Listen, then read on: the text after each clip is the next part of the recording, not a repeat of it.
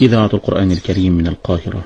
اللهم إن هذا صباحك قد أهل، فاجعل يا ربنا صباحنا صباح الصالحين، ومساءنا مساء الشاكرين، وألسنتنا ألسنة الذاكرين، وقلوبنا قلوب الخاشعين، وأبداننا أبدان الطائعين، وثبتنا واختم لنا بذلك.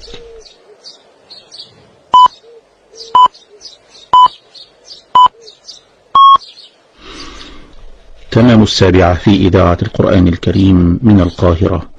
إخوة الإيمان، القارئ الشيخ محمد رفعت يتلو علينا بدءا من الآية 18 من سورة يونس. أعوذ بالله من الشيطان الرجيم. بسم الله الرحمن الرحيم. ويعبدون.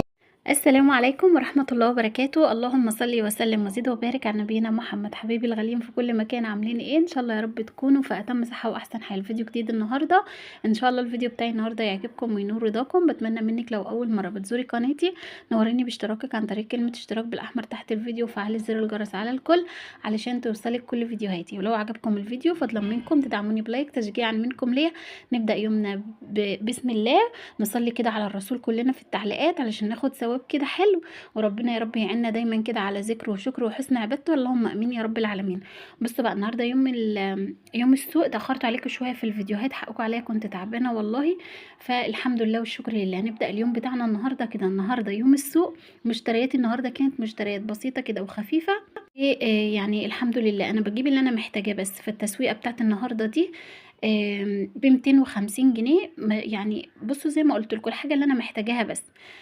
بصوا بقى يعني حامله لكم اخبار مش احسن حاجه. الطماطم بدأ اسعارها ان هي ترفع قوي، مش عارفه في ايه يعني. مره واحده كده الطماطم الكيلو ب15 جنيه، وب20 جنيه. جبت دي كده بالعافيه كده. ال2 كيلو ب25 جنيه. فزي ما قلت لكم الاسبوعين اللي عدوا كنت دايما بقول لكم خلي بالكم الطماطم احتمال تغلى الايام اللي جايه، فاللي ما فرزش يفرز.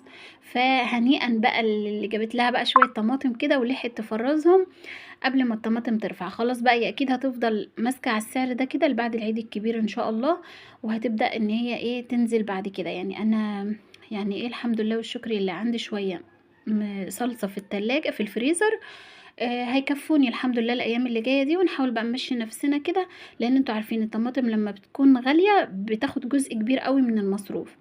فربنا يا رب كده يرخي قوت المسلمين اجمعين، اللهم امين يا رب.